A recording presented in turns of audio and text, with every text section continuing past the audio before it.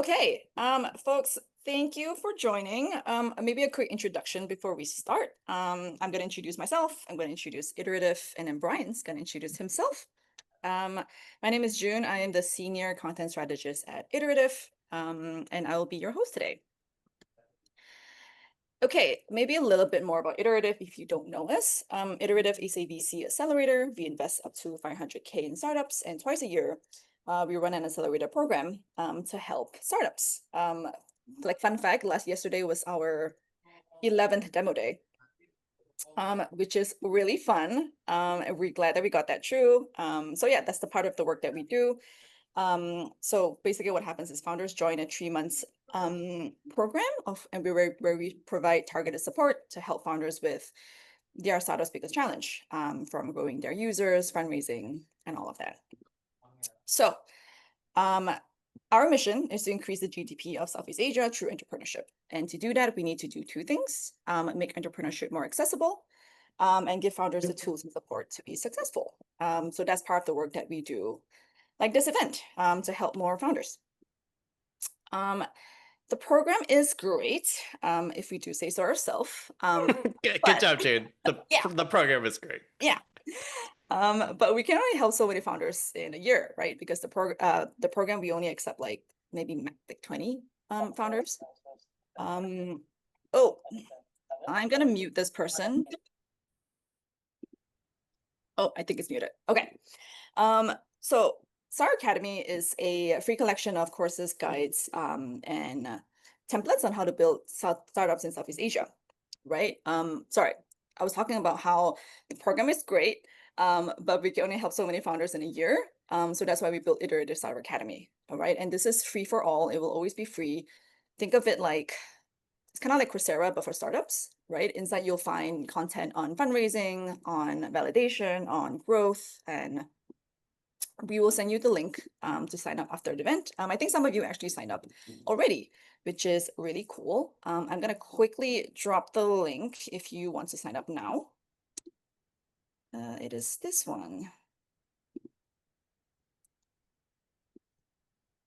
Okay, back to the event. If this is your first iterative event, I'm gonna talk through the agenda really quickly. Right now we're going through introductions. In a bit, we're gonna go into the live decoding section with Brian. So we selected two companies here, Secha and Home Crowd. So we're gonna call on you later.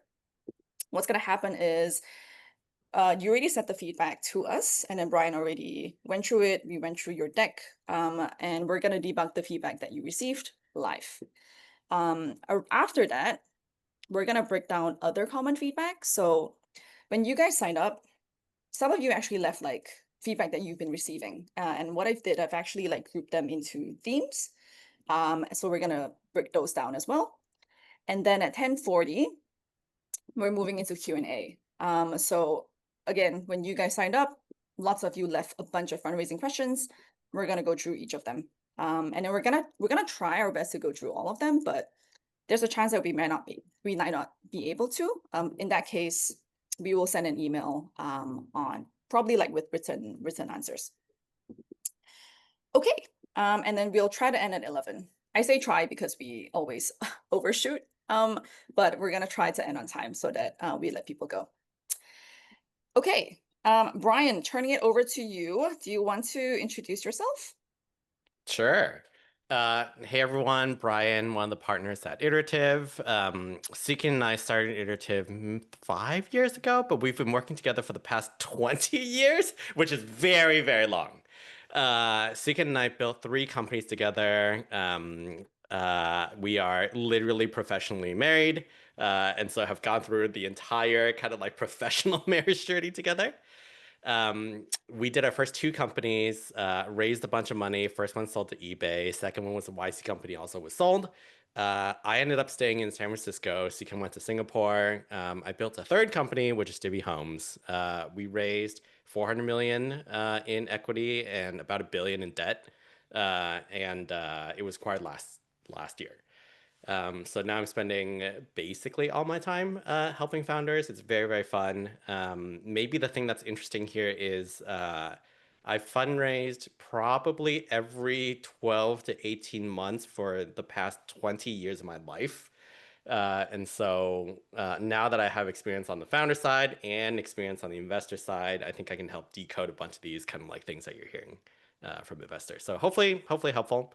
Um, we'll see. Cool. Okay, Brian, you ready? Let's do it. Okay. All right, folks, this I'm is the first. excited, Josephine. Josephine, I think you are here. I see you because you are first. So your company is Secha is a home improvement solution to provide move-in ready houses. I should let you talk because this is your company. Josephine, you want to unmute and then just quickly share like what Secha is, the feedback you've been receiving. I actually have your deck here, so we're gonna Yeah. go through that as Yeah, well. Josephine, maybe what would be good is maybe spend 1 minute max just talk about what your Mhm. company does. I'd love to flip through maybe the first 5 slides for people just to give people context, and then we can talk about your the feedback. So over to you. Okay. So I just in 1 minute about like the company, right? I don't Yeah, have to like put the slide or anything. No, just yeah. Or okay, sure. Hi everyone. Josephine here from Such a Home. Hi Brian. So Such a Home is we are providing move-in ready home solutions. We are based in Indonesia. What we are doing is we integrate home improvement, which is renovations or home upgrade, and financing. So before, it's hard for you to renovate your homes because you don't even know what you have to do with the renovations, and then we have to pay upfront for the renovations. But now with such a home, we integrate from the from the design until the financing. So pretty much with us is a design, plan, finance, and renovate. We partners with banks, so they have the individual loans. We integrate that to have an easier credit assessment for renovation. So the max ticket size for the loan from the banks that we are working with is up to 50K per home project. So that's what we are doing with such a home. So yeah, got it. Cool. that's a bit about it. Um, but I have a lot of thoughts, but before that, Jude, do you mind pulling up their slides? Yep. Josephine, we're gonna flip through the first 5 slides. The reason why I want to do Okay. this is everyone on the call can now have context on kind of like what the investor sees. So they hear your pitch, they see a bunch of slides, and then I can give better feedback on your company. Okay, I don't need you to do the voiceover. I'll do the voiceover. Okay, so first slide investor sees is home improvement operating system, digitalizing and financing every home. Next slide. Owning a home is not like living in a home, and then you have a bunch of kind of like problems there. Next slide, June. Uh, you convert home improvement into a financing product, and then you have a bunch of these great screenshots, and then you're a smarter way to renovate a home. No finance options, and then finance renovation after. Okay, maybe one more, a bunch of why now. Okay, let's stop there. We can flip back to the slides. Josephine, I would, or sorry, can you flip back to the main slide, June? Okay. Is this the main slide? No, your slides. Oh, okay. Okay. And then I think the feedback that you're getting is strong product market fit, and then people are encouraging you to articulate more about scalability, all that kind of stuff, right? Josephine, I think I would just. Josephine, by the way, is one of our founders that we've had before, and so I can be slightly more candid. Of Josephine, course. I think, hopefully, I could be slightly more candid. Um, I think the issue that investors are having, and I don't know how many people on the call are having this, is I don't think they understand exactly what you do. And so because it is confusing, and I can kind of like dig into a little bit more why. It's hard for an investor to give very specific feedback. And so you're getting broad feedback. And the broad feedback is, hey, I think they're going to tell you something nice, right? They're going to be like, hey, I think you have strong product market fit. I don't know if you do, right? Like based on your deck. And then they're going to tell you about some random thing that doesn't matter at all, right? They're going to be like, oh, I think you should think more about scalability or more about TAM or more about like some adjacent thing. And none of that really matters. And so I would say the feedback you're getting specifically from this VC or maybe kind of like a collection of VCs is honestly completely useless. And I think the thing that's hard for founders, it's hard to decode some of these things because it's hard to know which one is useful and which one isn't useful. And so the way I would think about it is the question or the thing that the investor is pointing to very, very specific. And if it's not, then they just kind of like randomly half-ass their feedback. Um, I don't know if that's helpful or not, Josephine, but maybe let me ask you questions. Um, uh, do you feel like the investors understand the product? Because I feel like I don't after you talked about it. Like, is the customer getting a loan? Is the customer buying a house? Is the customer using some, I don't know, digital AI thing? Maybe kind of like, what is the product and does the investor kind of like understand it? Yeah, so because I think it's a bit confusing because it's a pretty much here in Indonesia as well. It's quite a new concept. So our product is the renovation. So we don't sell homes. So strictly renovations package. And then we bundle it up with the financing product, which is bank loans.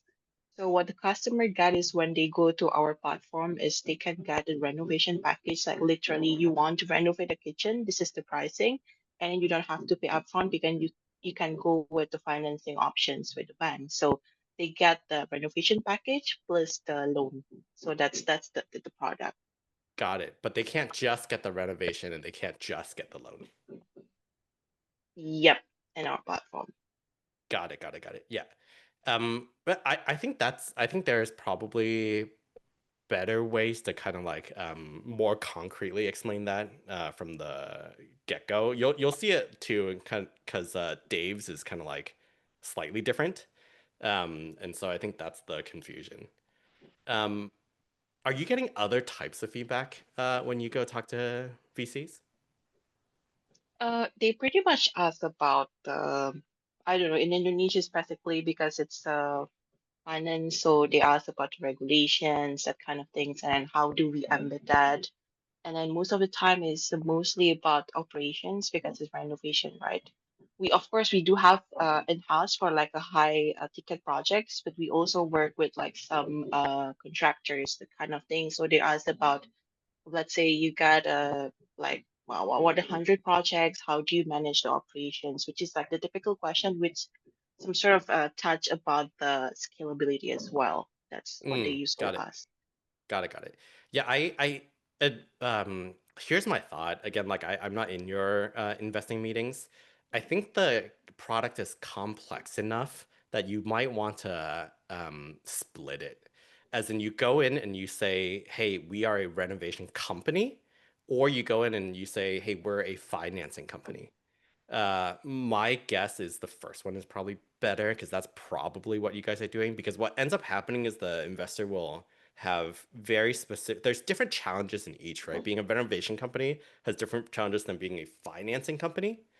And so because your pitch isn't focused enough to put you in a box, it's hard for investors to kind of like ask everything in one go. So that's probably what I would do, and that's probably how you would get more specific feedback on your company. Yep. Cool. All right. Any other things you want before we move on to Dave's? I think just a bit about, of course, that I always have difficulty as well because the point is like we are renovation plus financing. So like the framing is it's a bit confusing for me to like let's say go to the investor meeting because it's pretty much they would just understand when let's say they say it's like, oh, it's your actual renovation company and you provide financing. But like from your side, especially you were in the project as well before. how do you literally like frame that when you go to like, let's say for the pitch? So Yeah. just want to wonder about it. Yeah, I mean, I would start with we are a renovation company because you are doing the actual renovation, or like you have vendors that do the renovation, and then I would say the financing piece, we give people financing to increase TAM. Does that make sense? So introduce yourself as a introduce yourself as a renovation company. Then they know the things that you care about the most is operations, scaling, and people are buying kind of like their dream kitchen or whatever. And then you're like, hey, we also give them financing. If you look at most companies, a lot of companies now have financing slash fintech attached. And so if your differentiation isn't the financing piece, walk in to be like our differentiation is the renovation piece. Does that make sense? You want to lead with whatever you're differentiated in and really good at. Classic. Okay. Cool. All right. Okay. Should we move on? Yeah, we should move on. Thanks, Josephine. It takes a lot of courage to to give a slide, so I appreciate it. Thank you, Sure, Josephine. sure. I see Dennis raised hand. Dennis, did you want to say something, or is that an error? Yes, I have a question in terms of Secha, just for Josephine, real quick. How do you make your money? Is it through the renovations or is it through the financing? Which model are you utilizing? Okay. Yeah, so we make money from the renovation. So our margin per project is 30%. So that's the clean money that is coming from us, the margin.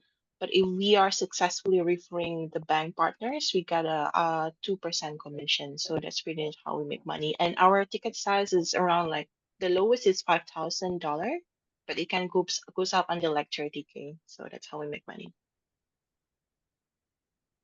Is that helpful, Dennis? That also then I think the right way to do it, Josephine, is walk in and be like, hey, we're a home renovation company. We also provide financing, right? Because it's like, what is the one investors want to know? What is the one thing that you are best in class at, and you're differentiated on?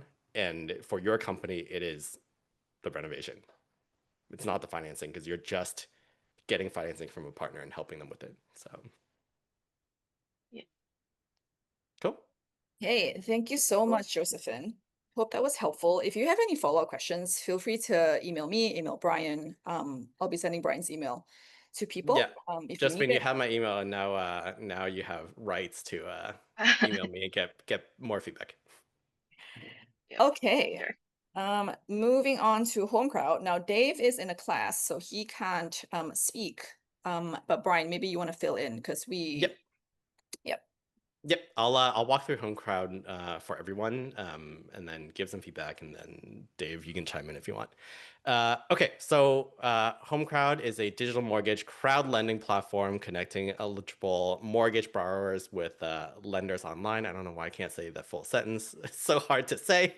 Do you want to flip to the slides, June? We'll show people some of what kind of like home crowd slides are. Yeah. Okay, flip to the front. Okay, home crowd, tokenized mortgage, crowd lending platform, and then a bunch of words that nobody is going to read on the first slide. Next, executive summary. Just quick tip, I don't think anyone reads anything on slides for investors, and so anything that's longer than a couple, maybe even one sentence, they'll just breeze over. Next slide. Okay, so it really starts here. Problem is a bunch of people are rejected from mortgages. Next slide. Lots of trees being cut. Homes are unsold. Next slide. There's a lot of problems in mortgage underwriting. Next slide. We're going to flip slides really quick, June. Their solution, a bunch of stuff having to do with kind of like distributed ledgers. Next slide.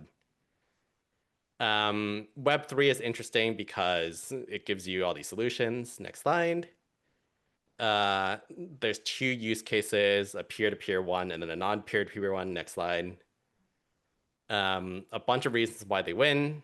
Next slide. Credit assessment stuff that I didn't really understand. Next slide. Again, don't understand. Next slide. Teaching people tokenization. Next slide. Something about tokenomics. Next slide. Okay, I think we'll stop. Yep. Go back to the main slide, June. Okay, so I think Dave's feedback is from VCs is it's a bit early for us. Keep us updated. Follow next round. And then follow-up question from Dave is, should I keep my company going? Yuri, I love the. This is literally how investors look at your decks. By the way, it literally is like flip, flip, flip, flip, flip, and then anything that spikes, you'll kind of like stop at. Okay, so back to home crowd. Again, the things that you guys run into is probably exactly the same thing as what I talked about with Josephine, which is if you don't get your company across in 3 slides, nobody is going to be able to give you specific feedback because they don't get it. And so on home crowd, again, confusing, don't really get it. I can go into why, but the reason why you're getting kind of like broad feedback is because people don't get your company. And instead of them telling you, hey, I don't get your company, they tell you exactly this line, which is, you're too early, keep us updated. Well, because they don't want to say no. You might turn out to be an amazing company. They didn't spend the time doing it, etc. Right? And so that is literally the feedback you get if someone doesn't get your company and doesn't have more than kind of like 2 minutes to spend on it. I think people know this, but like Iterative gets thousands of companies every single cohort. And even if you spend 2 minutes per company, that's what, like 7,000 minutes spent.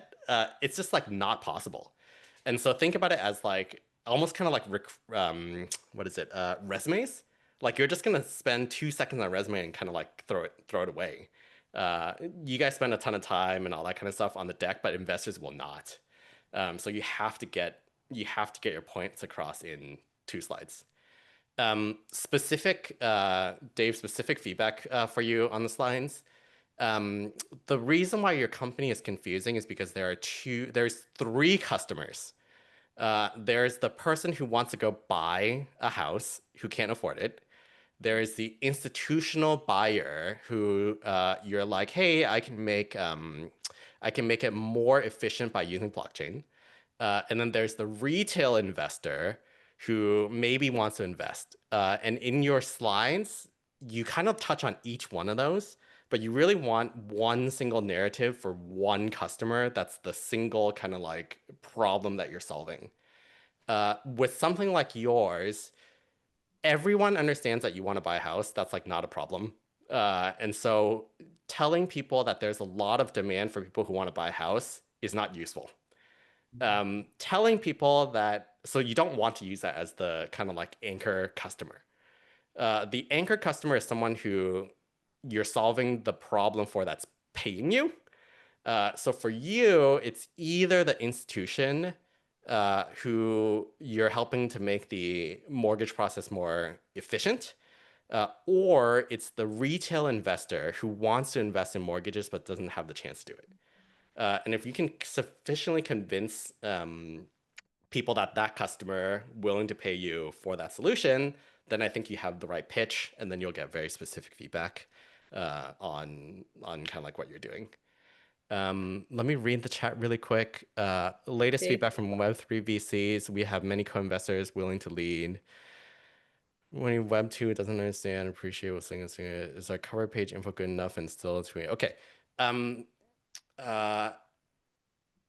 I think people think that Web3 VCs are very different than Web2 VCs. I don't think that's the case. And so I think again, what you're running into is it's hard for VCs to give you specific feedback just because of kind of like there's too many moving pieces. You're not kind of like articulating the problem and the solution kind of like well enough. Is the cover page info good enough or still to be honest, I think everything needs improvement. Just because it's not, again, like specific enough to what is the core problem, who's the core customer, and what is the solution. Should I continue to raise for 8 years, struggling startup, or start a new one? That's a great question. I can give you guys the quick kind of like answer to this, which is we've helped hundreds of founders through this exact question. And almost all the time not almost all the time it's a personal question. And the way to think about it is, do you still have conviction in the problem and solution? And do you feel like if you would make zero money and if you would make zero money and dedicate your entire life to this problem, would you still do it? Like if you made zero money and you lost all your personal relationships, would you still work on this problem? And so if the answer is still yes, then you should keep going. Like this is so important to you to solve for the world, you should keep going. If the answer is maybe kind of like leaning towards no, then I think you want to kind of figure out something else. So maybe that's the way I would put it. So personal question, and we can't help you figure out that, but we can kind of like guide you and point you in the right direction. Okay, Dave actually put in a chat. He's like, yes, I'm still All power convicted. to you, Dave. Maybe to summarize, Brian, is it to be specific with his slides? I think be specific, and for you specifically, I think to all of you guys, the deck really matters a lot in the first 3 slides specifically, and people don't get it immediately, they won't get it. And then for you specifically, Dave, it's the pick one customer to talk about, and don't pick the house buyer, because it's not convincing to be like, hey, I'm gonna get everyone. There's an affordability issue. That's kind of like no duh. So pick a Okay. specific customer. Okay, Dave, if you have follow-up questions, again, email me, email Brian, and we'll get to it. For now, we are going to move on to the next portion of the event, which is breaking down other common feedback. Now, for the people who joined late, this portion is basically, we're going to break down feedback that you typically hear from investors. And these feedback are actually what you guys told us. When you guys signed up, you actually wrote down like, these are the things I'm hearing from investors, and I'm going to get Brian to break it down, basically figure out where the feedback is coming from. I was able to group them into 3 themes.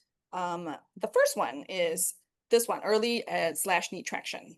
I think this is like the most common feedback I've seen. Yeah. You're too early. We want to see more traction. Brian, what does too early mean? Is it like a stage thing? 1, 2, and 3 means absolutely nothing. So I think that's the thing that people should take away is these are literally the 3 lines that people use or investors use to be like, I didn't spend a lot of time on your company. I don't really understand it. I don't want to say no to you because I want to keep talking to you, but they literally gave you 0 feedback. And so just trick as a founder, if you get one of these responses, the first thing I would do is ask a very specific question. And the question could be something like, I don't know, I'm trying to figure out, do you like take Josephine's company, be like, hey, do you think we're differentiated enough on the home remodeling aspect of the company because we do XYZ? Are there other models you've seen that do better? Right. And so it takes 2 seconds, hopefully, for them to like respond and be like, no, I've seen this other one, you should go take a look. But that gets them to give you more specific feedback because you asked something specific too. So that's how I would kind of like combat some of these useless broad responses. Cool. Okay, next one. Yep. This one is scalability and defensibility. Again, common feedback is, I think it's the ability to stay competitive, right? They're like concerned about if they can scale, competing with like big companies like Salesforce. Is this also like the previous feedback? where it doesn't mean anything, or is there something here?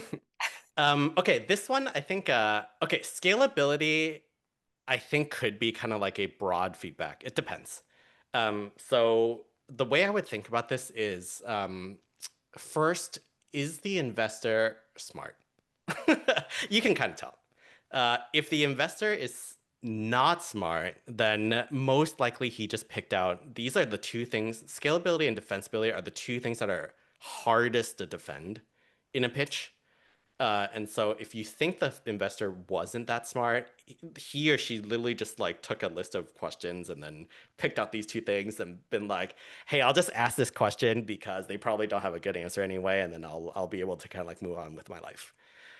So I think there's that set of investors. There are investors that are quite smart, of which these could be good questions.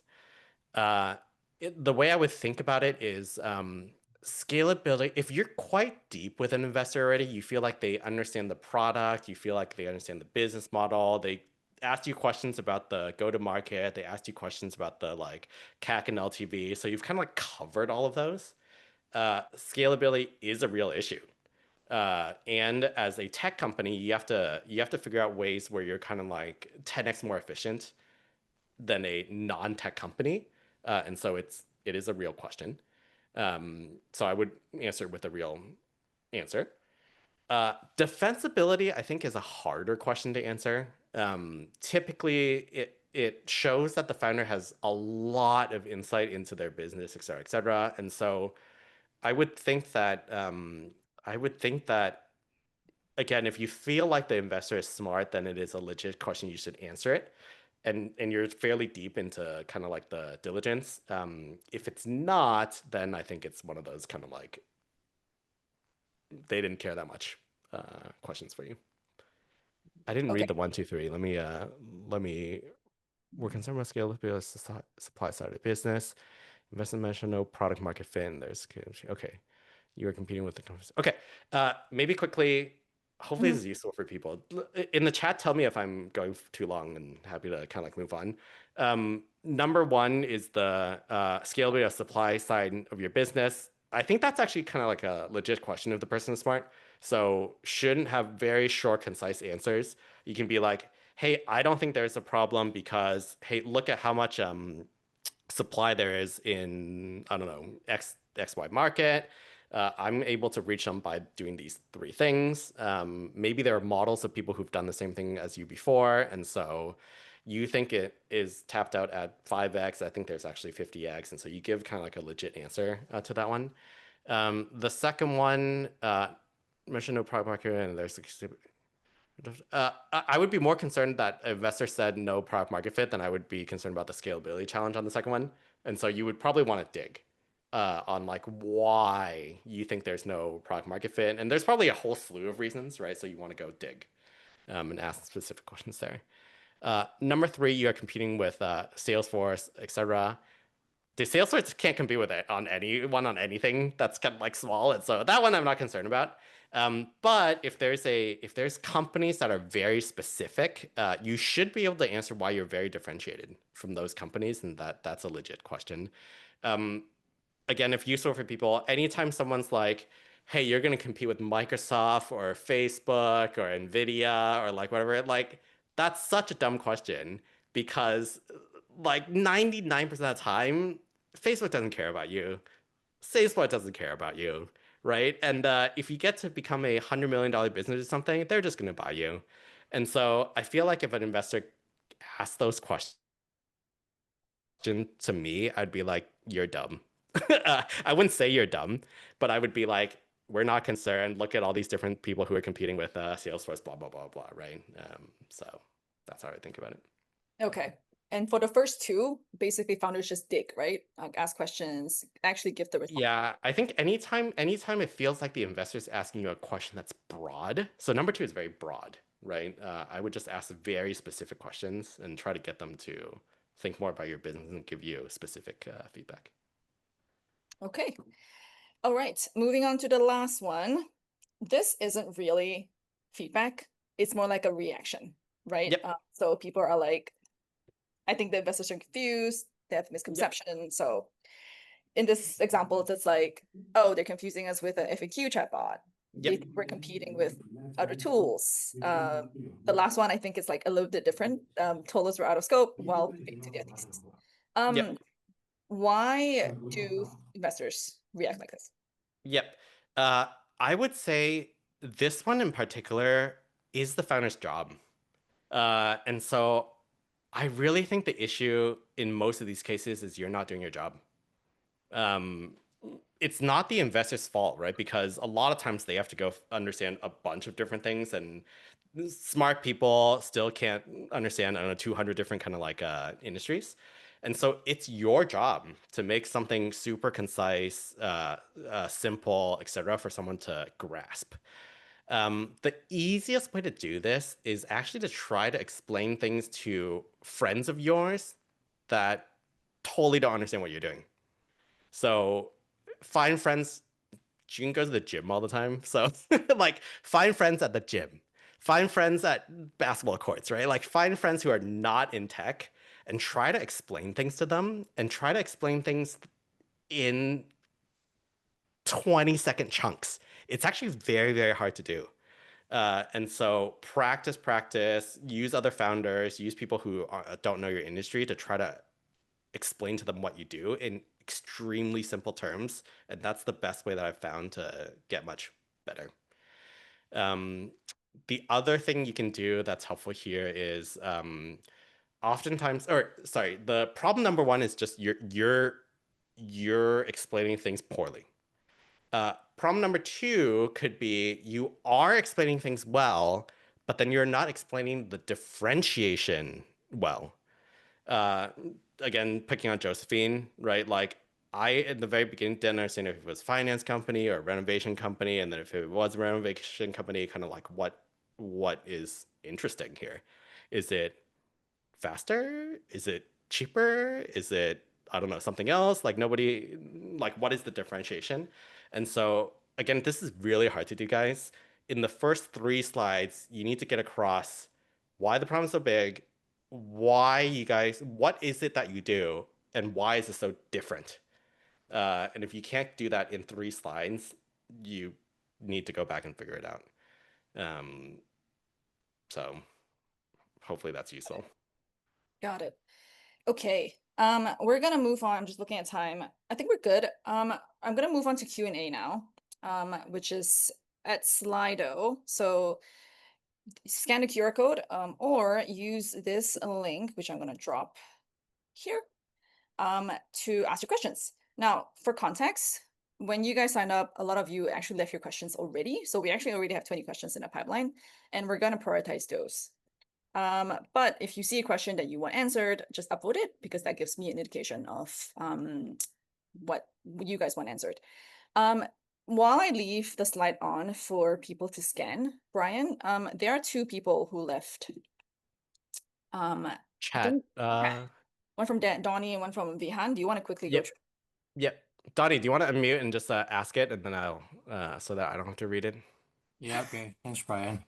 Sorry, it's loud on the background, but I'll try to be quick. I think one of the feedback that we're getting is actually the investor feels that we're actually acting more like a fund manager where we have an AUM under our portfolio, and they felt like we're taking like underwriting so much of asset risk.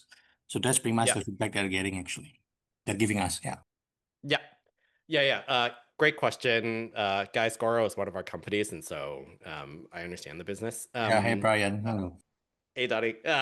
So just really quickly, Goro is doing crowd investment into homes in Indonesia, right? So a bunch of people can put money in, they'll 1,000 people own a house, and then you get rental yields on a house. Yep. Donnie, I think the way I would articulate, or the way I would answer this question is, we are not a fund. We are a technology that enables kind of like high AUM or something like that. I had to do the same thing with my company. You have to convince investors that it is a tech business, and then spend a bunch of time explaining why without technology you won't be able to do this. And so Yeah, understood. yeah. Okay, you got it, Donnie? Yeah, I mean, but the thing that we did in the beginning is actually because we tried to solve the cost problem, so we bought the asset ourselves before we Yep. tokenized it, right? So it was pretty much like during the discussion that came up, and they felt like, oh, okay, so you guys are currently like underwriting so much risk, and then that's Yep. pretty much the feedback that we're getting. Yeah, no, exactly. Yeah, I mean, a lot of companies have the cold start problem, and then have to. I mean, I had to do the same thing. This is so dumb. I'm just gonna tell you guys funny war stories from my company. I went to Max Levchin, who's the co-founder of PayPal, and I was like, "Hey, I'm gonna go buy homes," and he was like, "How much money do you need?" I was like, "I don't know, maybe like $2 million." He gave me $2 million. I bought one house, and then I was like, "Shit, that's not gonna work." And so this is different than kind of like pitching, but there's a lot of companies that have this kind of like, here's the stuff that I need to do at the beginning to cold start their companies. But that's not the stuff that you end up pitching investors. And so you pitch them the kind of like long term, what is this thing? Not the like short term, what do we do? Understood, but my point being is like this has happened after like a few like go back and forth in terms of communications and also Yeah, looking into the decks they're asking about the data, so to speak, and this just came up like at the end.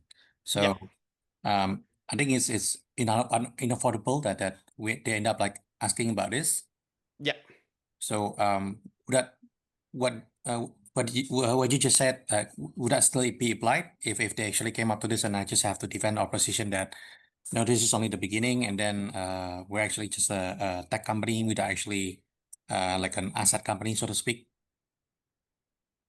So the way I wouldn't answer it, okay, let's say they totally understand your deck, all that kind of stuff, right? And Donnie, we can go offline and work on this too, but just to give everyone kind of like a learnings here, if you go through the entire deck, if you feel like they're on board, at the very end, they're like, hey, I really can't invest in your company because it's not a tech company and you have a ton of asset risk. My secret to this is you agree with the investor and you're like, yes, it does have a lot of asset risk, but it really is a tech company. Here's all the reasons why. And then you kind of like tell them all that kind of stuff, right? Investors kind of want to know that they're somewhat right. And so, and you have to like, sometimes if you buy a bad home, right? In Goro, it is a bad home. So you do have asset risk. And so you give them a little bit of, you are right, but then you stress your point that you are a very different type of company than what they're considering. So that's how I would kind of like think about that. Donnie, it sounds like it's not a pitch deck problem, it's a Q&A problem. And so that's how I would think about that answer. Yeah, cool. Thanks. Very smooth. Thank you, Brian. Yeah. Okay, we're gonna move on to Q&A now. Vihan, I left you a message. Just email me and then we'll help you out with your problem or your question. Okay, Brian, Q&A time. The first one, do you see the screen? Yeah.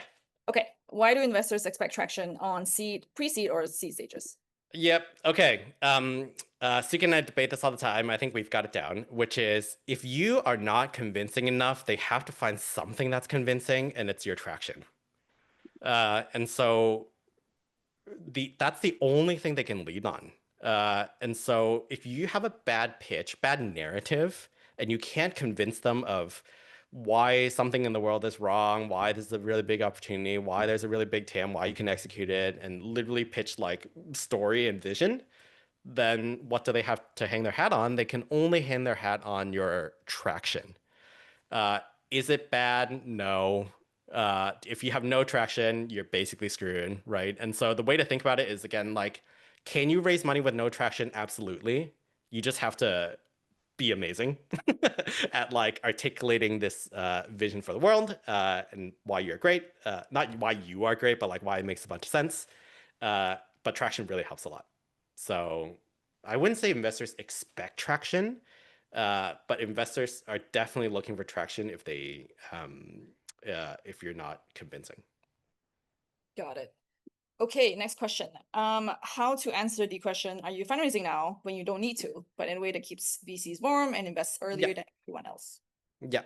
The thing I teach or I tell founders, I don't know if I teach anything, I tell founders is you are either fundraising or you're not fundraising, and it's really black and white. Like a lot of founders mix it, and it's actually really bad for you for a lot of reasons why I won't get into. And so first decide whether you're fundraising or not fundraising. If you're fundraising, you're basically 100% time fundraising. You want it to be really short. You're taking meetings all the time. If you're not fundraising, you're not. So decide. Then it's a really easy answer, right? Are you fundraising? Yes, I am. In the next week, I have 30 meetings already scheduled. We're going to raise $2 million. We're going to finish it in the next 4 weeks. And I would love to keep talking, etc. Are you fundraising? You decide no. The answer is no. I am not fundraising right now. I'm heads down working my product. We will be fundraising 3 months from now.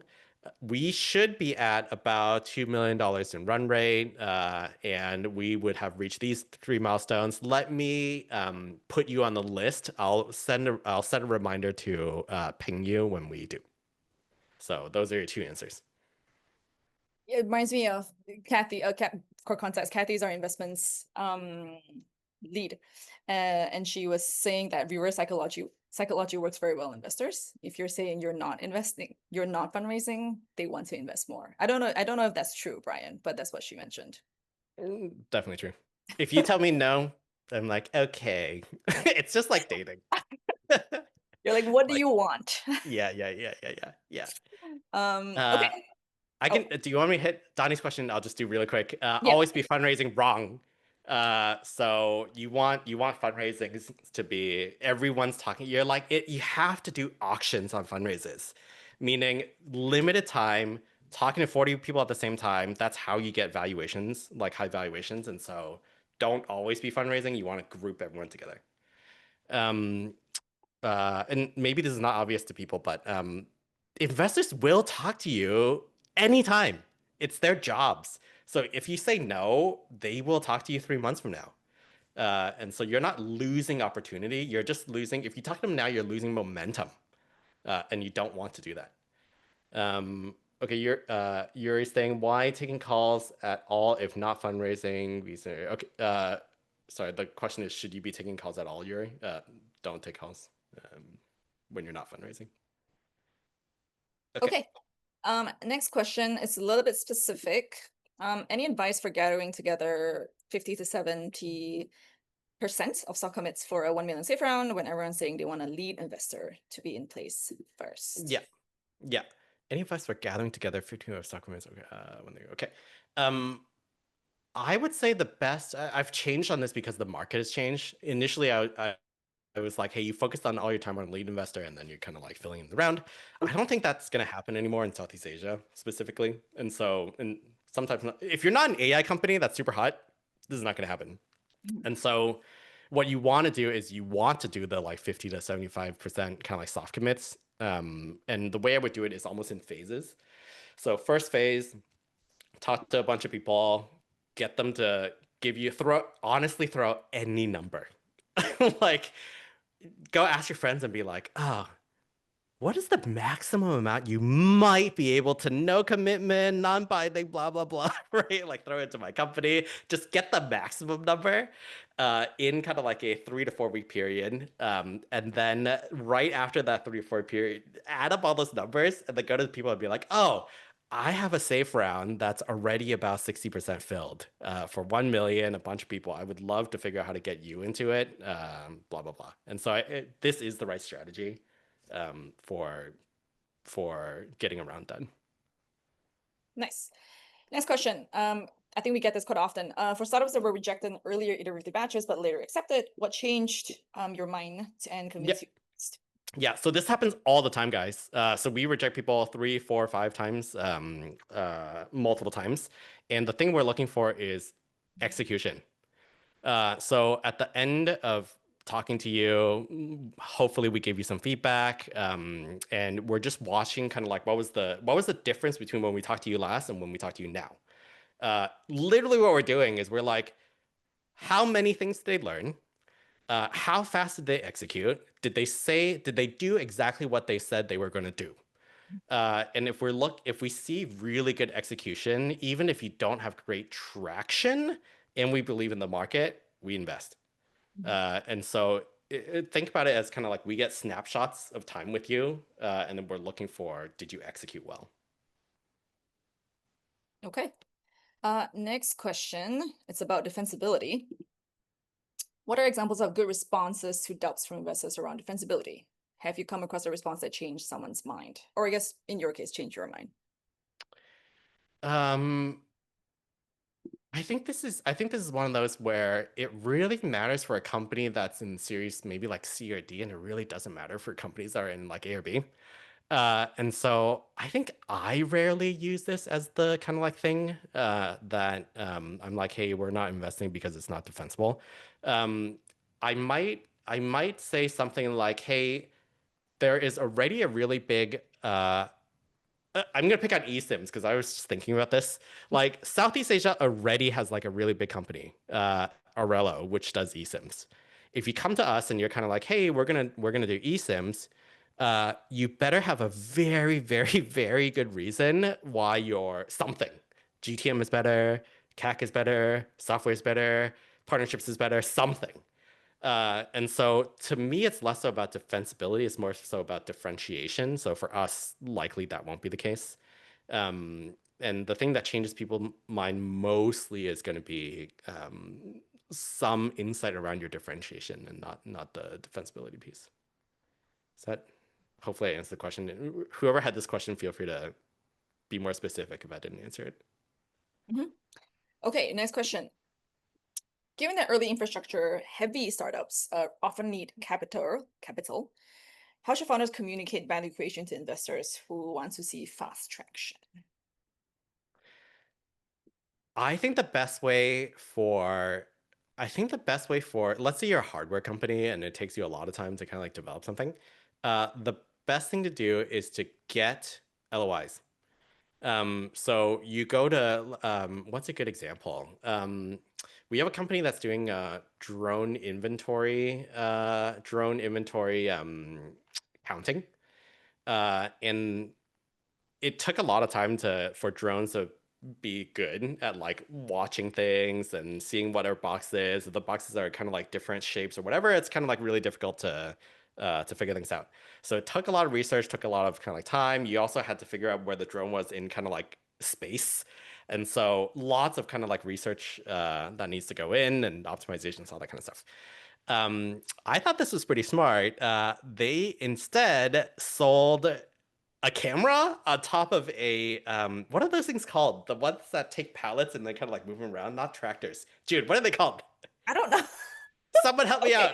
That thing. You know, that thing. forklift. Thank you, Donnie. Thank you. So they put like webcams on forklifts so that you can get visuals on boxes without it actually having been a drone, and then they don't have to kind of like manipulate in 3D space. And then they sold that for kind of like the MVP for people, just to kind of like prove things out, got them to sell LOIs and all that kind of stuff.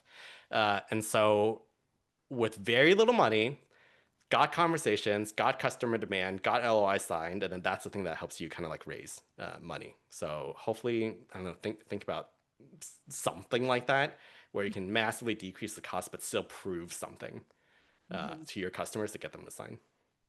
Got it. Okay, hope that was helpful. Next question. How do you know if your valuation is too high? You don't.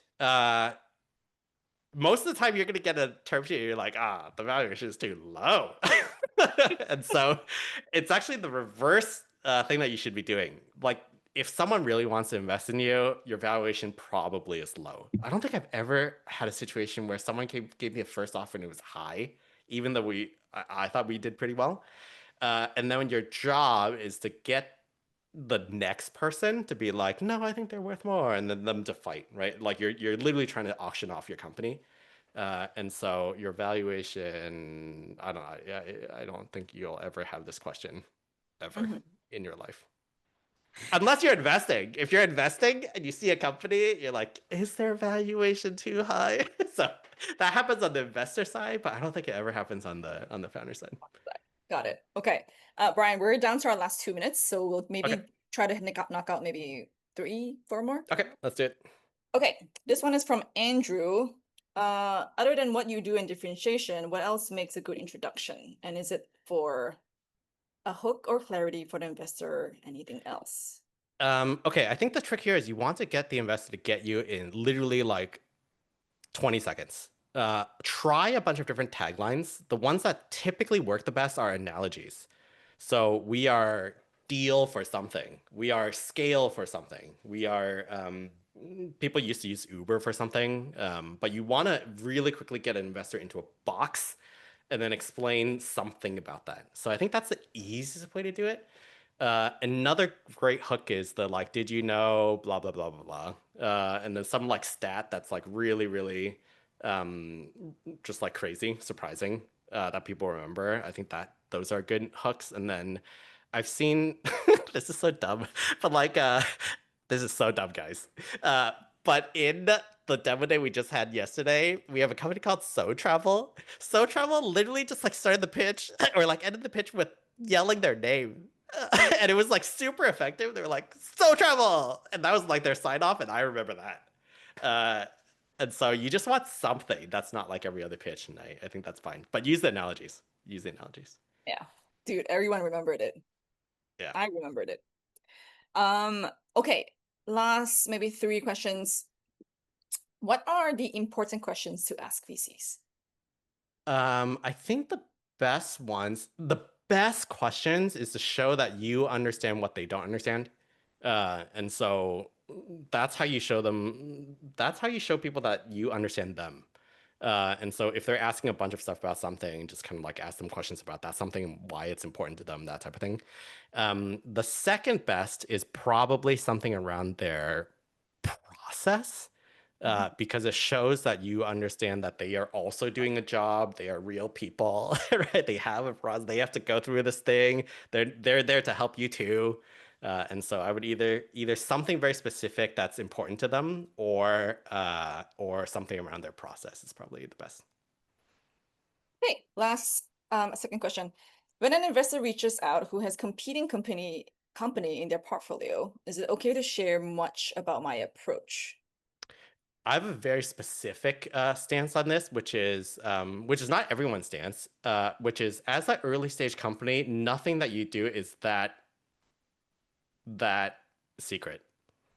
Like nobody cares about whatever you're doing, and the only advantage you have is speed.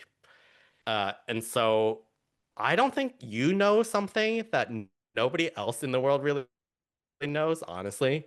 And so I would just be open and share everything.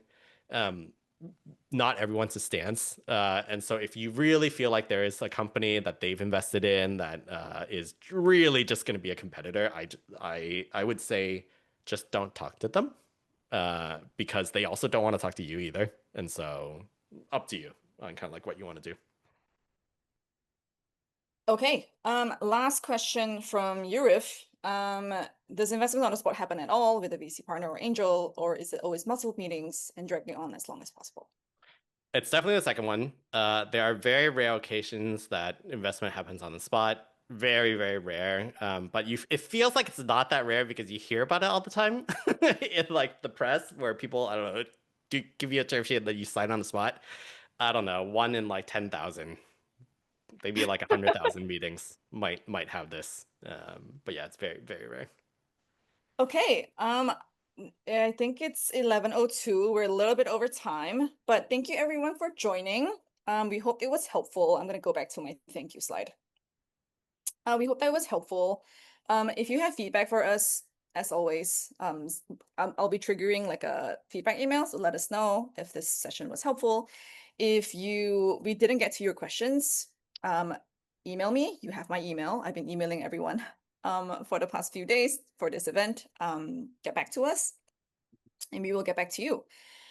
Brian, any final words? Parting words? Parting words are probably, being a founder is fucking difficult, guys. And so everyone's running into issues all the time. Just know that everyone else is too, and you're not alone. So hopefully we can help a little bit here. Yeah, and I'll be sharing Brian's email with you guys. So reach out. We're always ready to help. Cool. Thank you, everyone. Have a All good right. rest of your day. Great questions, guys.